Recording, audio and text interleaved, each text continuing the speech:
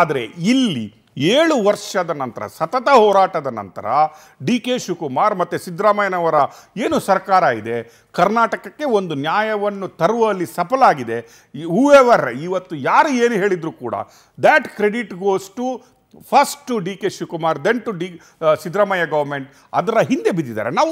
ನಾವು you can ask, ನೀವು ಹೇಳಿದ ಕ್ವಶನ್, ರಾಜಕೀಯವಾಗಿ ಇದನ್ನು ಯಾವ ರೀತಿಯಾಗಿ ಬೆಳೆಸ್ಕೋಬಹುದು, ಬಳಸ್ಕೊಂಡೇ ಕೊಡ್ತಾರೆ. See there is a one more coincident ಅಂತ ಹೇಳ್ಬೋದು. ಕೋ ಇನ್ಸಿಡೆಂಟ್ ಅಂತ ನಾವೇನು ಹೇಳ್ತೀವಿ, ಟೈಮಿಂಗ್ ಆಫ್ ದ ಜಡ್ಜ್ಮೆಂಟ್ ಯಾವಾಗ ಬಂತು ಅಂತ ಹೇಳೋದು.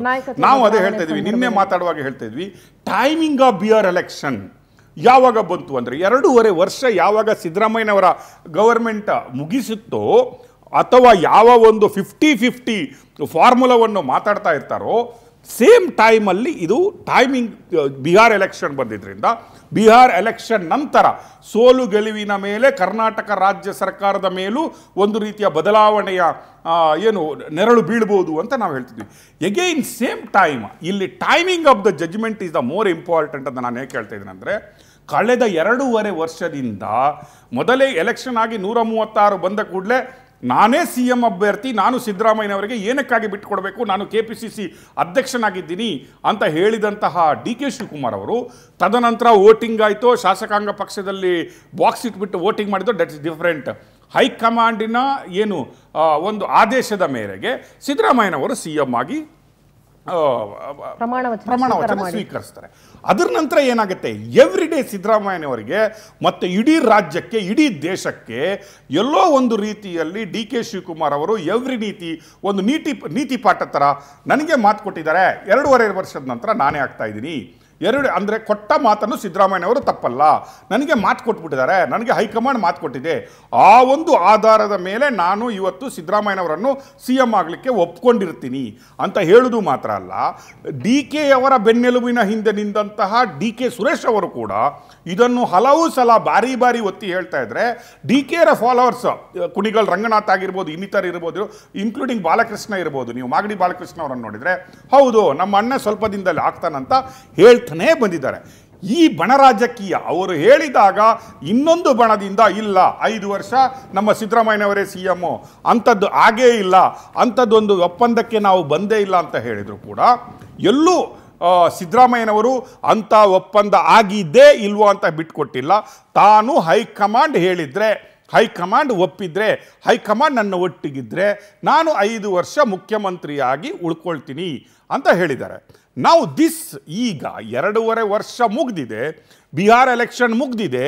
ಈಗ ಜನಗಳು ಸಾಮಾನ್ಯವಾಗಿ ಕಾಯ್ದಂಥ ಈ ಟೈಮ್ ಲೈನ್ ಇದೆಲ್ಲ, whether it is A reshuffle, whether it is A CM change ಅನ್ನುವ ಒಂದು ಪಾಯಿಂಟಲ್ಲಿ ಇದೊಂದಿದೆಯಲ್ಲ, ಈ ಜಡ್ಜ್ಮೆಂಟ್ ಇದೆಯಲ್ಲ, ಡಿ ಕೆ ಶಿವಕುಮಾರ್ ಅವರಿಗೆ ಒಂದು ರೀತಿಯ ಸ್ಟ್ರೆಂತ್. ಹೌದು, ಹಿ ಕ್ಯಾನ್ ಡೂ ಇಟ್. ಈಗ ಡಿ ಕೆ ಶಿವಕುಮಾರ್ ಅವರು ಏನು ಮಾಡಿದಾರಪ್ಪ, ನಾವು ಹಲವು ಸಲ ನೀವು ಜನಸಾಮಾನ್ಯರ ಹತ್ರ ಮಾತಾಡ್ತಾ ಇದ್ರೆ, ನೀವು ಡಿ ಕೆ ಶಿವಕುಮಾರ್ ಅವರು CM ಆಗಲಿಕ್ಕೆ ಅರ್ಹರ, D K Shivakumar whether is a contender for a CM post ಅಂತ ಹೇಳಿದ್ರೆ, ಹೌದು ಹಲವು ಪಾಸಿಟಿವ್ಗಳು ಹಲವು ನೆಗೆಟಿವ್ಗಳು ಡಿ ಕೆ ಶಿವಕುಮಾರ್ ಅವರ ಮೇಲೆ ಬರುವುದಂತೂ ಸಹಜ. ನೀವು ಕೇಳಿದ್ರೆ ಏನಕ್ಕೆ ಪಾಸಿಟಿವ್ಗಳನ್ನು ಕೇಳಿದ್ರೆ, ಹೌದು ಅವರು KPCC ಅಧ್ಯಕ್ಷರಾಗಿದ್ದರು, ಅವರು ಯಾವ ರೀತಿಯಾಗಿ ಎಲೆಕ್ಷನನ್ನು ಕಂಡಕ್ಟ್ ಮಾಡಿದರು, ಯಾವ ರೀತಿಯಾಗಿ ರಿಸೋರ್ಸ್ಗಳನ್ನು ಡೆವಲಪ್ ಮಾಡಿದರು, ಯಾವ ರೀತಿಯಾಗಿ ಕಷ್ಟಪಟ್ಟು ಓಡಾಡಿದರು, ಅದರ ನಂತರ ಯಾವ ರೀತಿಯಾಗಿ ಪಕ್ಷವನ್ನು ಮುನ್ನಡೆಸ್ಕೊಂಡು ಬಂದರು, ಅದು ಎಲ್ಲ. ಇನ್ನೊಂದು ನೋಡಿದರೆ ನೀವು ಹೈಕಮಾಂಡ್ಗೆ ಎಷ್ಟು ರೀತಿಯಲ್ಲಿ ಪಕ್ಷ ನಿಷ್ಠೆ ಅಂತ ಎಷ್ಟು ಸಲ ತೋರಿಸ್ಕೊಟ್ರು ಅವರು ಓಪನ್ ಆಗಿ ಅನ್ನೋದು ಹಲವು ಜನರ ಇದಾದರೆ, ಎಲ್ಲೋ ಕೆಲವು ಕಡೆ ಕೇಳಿ ಬಂದರೆ ಇಲ್ಲ. ಈಗ ಬ್ಯಾಂಗ್ಳೂರು ಡೆವಲಪ್ಮೆಂಟ್ ಮಿನಿಸ್ಟರ್ ಆದರೂ ಕೂಡ ಡಿ ಕೆ ಶಿವಕುಮಾರ್ ಅಷ್ಟು ದೊಡ್ಡ ಒಳ್ಳೆ ಕೆಲಸ ಏನೂ ಮಾಡಿಲ್ಲ. ಇನ್ನು ಕೆಲವು ಕಡೆ ಅವರ ಮೇಲೆ ಭ್ರಷ್ಟಾಚಾರದ ಆರೋಪಗಳಿದ್ದಾವೆ ಅಂತ ಹೇಳುವ ಮಾತುಗಳಿದ್ದಾವೆ.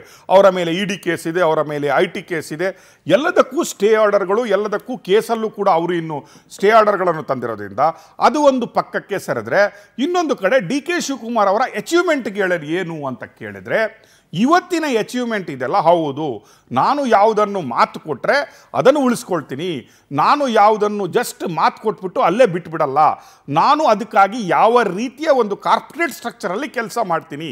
ಇವತ್ತು ನಾನು ಈ ಒಂದು ಕೇಸ್ ಏನಿದೆ, ಮೇಕೆದಾಟಿನ ಕೇಸ್ ಏನಿದೆ, ಅದನ್ನು ರಾಜ್ಯ ಸರ್ಕಾರದ ಕೇಸಾಗಿ ಫೈಟ್ ಮಾಡಿಲ್ಲ.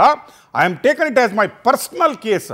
ನಾನು ನನ್ನ ED IT ಕೇಸ್ಗಳಿಗೆ ಯಾವ ರೀತಿಯಾಗಿ ಓಡಾಡ್ತಾ ಇದ್ನೋ ಅದೇ ರೀತಿಯಾಗಿ ನಾನು ಇದರಲ್ಲೂ ಕಾನ್ಸಂಟ್ರೇಟ್ ಮಾಡಿ 7 ವರ್ಷದಲ್ಲಿ ಬಿ ಜೆ ಪಿ ಗೌರ್ಮೆಂಟ್ಗೆ ಆಗದಂತಹ ಕೆಲಸವನ್ನು ಇವತ್ತು ನಾನು ಮಂತ್ರಿಯಾಗಿ ಮಾಡ್ಕೊಂಡು ಬಂದಿದ್ದೀನಿ, ನಾನು DCM ಆಗಿ ಮಾಡ್ಕೊಂಡು ಬಂದಿದ್ದೀನಿ.